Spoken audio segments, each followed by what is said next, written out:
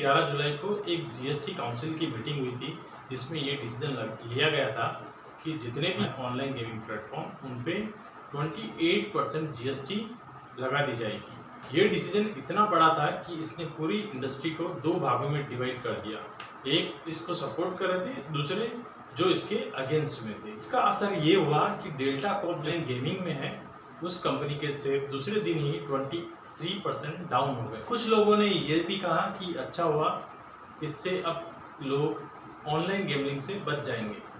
लेकिन दोस्तों ऐसा नहीं होने वाला है, ना ही तो खत्म हो जाने वाली है, ना ही लोग ऑनलाइन गेमिंग खेलना बंद करेंगे। हाँ, गवर्नमेंट चाहती तो उनके पास एक और ऑप्शन था जो उन्हें समय रहते यदि उन्होंने यूज़ किया होता तो शायद ये इंडस्ट्री जिन्होंने इस पर इन्वेस्ट किया है वो इस तरह से बर्बाद नहीं होते। इस पूरे वाक्य को अच्छी तरह से समझने के लिए चलिए पहले अपने टैक्सेशन को समझते हैं। पहले अपना टैक्सेशन किस तरह से था। यदि बात करें फैंटेसी ऐप की या फैंटेसी गेम्स की तो समझ लीजिए कि आप और मैं दो यूज़र हैं, ए और बी, वो फैंटेसी गेम खेलते हैं कोई भी एक प्लेटफॉर्म पर। समझो दोनों ने डिपॉजिट किए 100 रुपीज़, तो पहले जो टैक्सेशन था उसके हिसाब से खाली 18% जीएसटी लगता था, यानी हमने जो डिपॉजिट किए वो 400 रुपीज़।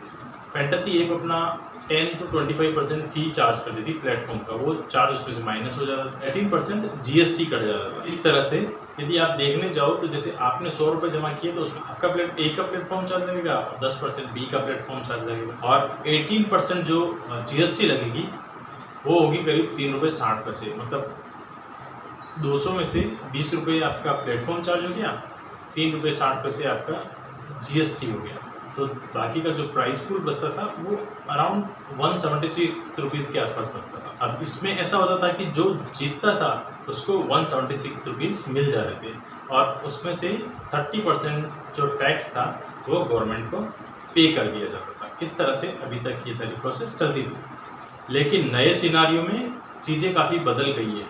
अभी कैसा हुआ है कि जैसे आप 100 रुपीज़ डिपॉजिट करेंगे तो 28 रुपीज़ सीधा सीधा उस पर जीएसटी लग जाएगा। जैसे ही आप डिपॉजिट करेंगे वैसे ही। तो समझो अभी इस केस में क्या होगा कि ए और बी दो जने यदि खेल रहे हैं तो 28% ए में से और 28% बी में से पहले ही कट जाएंगे। मतलब अमाउंट रहेगा 72 दोनों के पास। अब यदि समझिए कि आपका जो प्राइस पूल हो गया है वो हो गया 144। अब उसमें से 10% जो है वो फैंटेसी ऐप जो है वो अपना प्लेटफॉर्म चार्ज कर देगी। तो यदि 10% अपने निकाल दें तो करीब अप्रॉक्स होता है 14 रुपये के आसपास। बाकी बचेंगे 130 रुपये। जो भी जीतेगा उसको मिलेगा 130 रुपये। आप समझ लीजिए कि 30 रुपये पे 30% TDS हुआ 9 रुपये।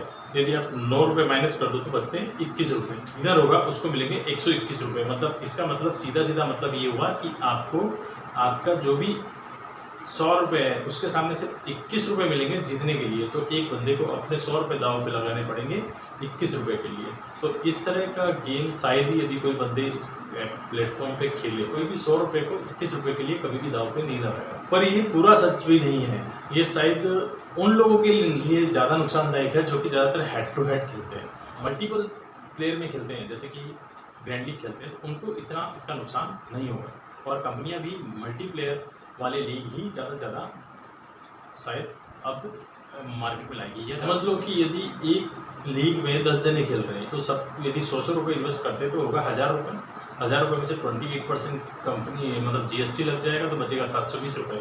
720 रुपये में से भी यदि 10% कंपनी अपनी प्लेटफॉर्म फी चार्ज करती है तो होता है 148 रुपये, वो विनर को मिलेंगे। अब उसमें से 30% TDS कट जाएगा और उसके बाद जो अमाउंट बचेगा वो विनर को जाएगा। तो इसमें हो सकता है कंपनी आपको 500 रुपये दे, 400 रुपये दे या 300 रुपये दे। इस तरह से कंपनी डिसाइड करेगी कि उन्हें क्या आपको पे करना है। इसमें एक चीज़ होगी कि यूजर का जो पहले प्रॉफिट होता था उतना प्रॉफिट नहीं होगा, पर उससे थोड़ा कम। साथ ही साथ एक चीज़ और हो सकती है कि शायद कंपनी अपना प्लेटफॉर्म फी थोड़ा कम कर दे जिससे यूज़र को थोड़ा प्रॉफिट मिले और वो भी अपना बिजनेस चला सके। और यूजर्स को शायद इससे ज़्यादा फर्क नहीं पड़ेगा क्योंकि जो भी इस तरह का गेम खेलते हैं वो लोग इतना सब कुछ नहीं सोचते।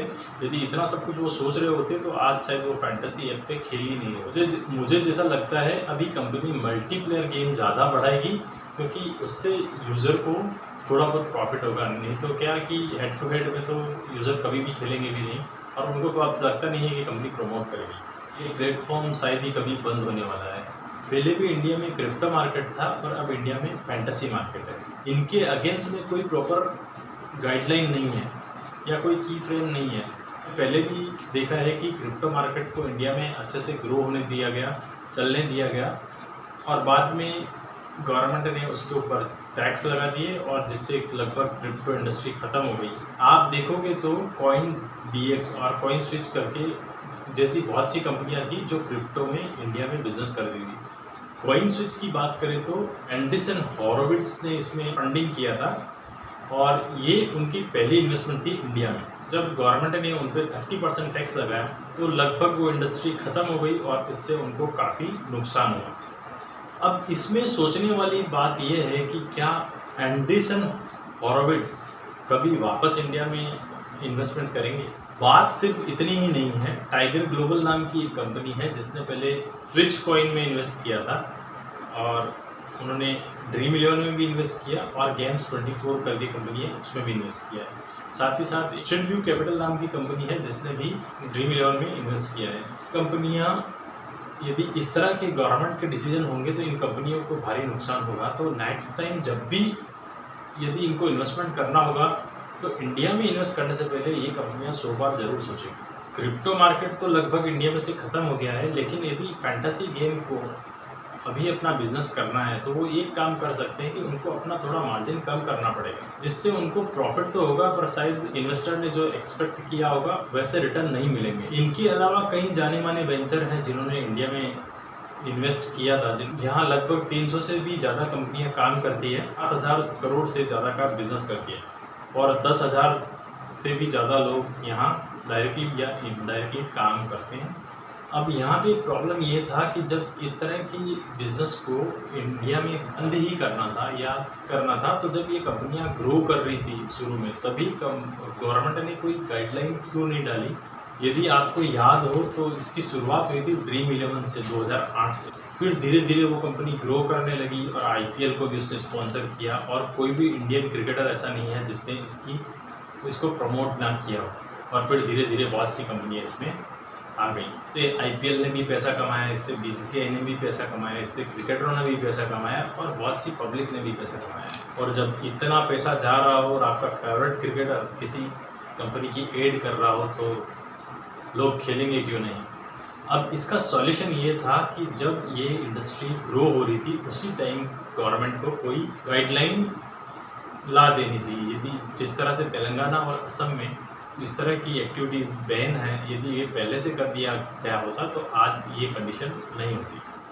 अब इसका नुकसान ये होने वाला है कि जब भी कोई बड़ी कंपनी इंडिया में इन्वेस्ट करेगी तो वो पहले 10 बार सोचेगी कि कल को कोई इंडिया का इस तरह का गाइडलाइन नहीं आ जाएगा जिससे कि उनको इतना भारी टैक्स पे करना पड़े, जिससे कि वो उनका प्रॉफिट जो वो एक्सपेक्ट कर रहे हैं वो उनको नहीं मिले और उनको लॉस हो जाए। और इसका दूसरा नुकसान ये होगा कि ऐसी कंपनियां जो कि मार्केट में रजिस्टर्ड नहीं है वो कंपनियां अब शायद बिना टैक्स पे किए काम करेगी, जिससे लोगों का भी टैक्स बचेगा तो वो लोग भी उसकी तरफ आकर्षित होंगे। तो गवर्नमेंट का ये डिसीजन काफ़ी डेंजरस हो सकता है और गलत साबित हो सकता है।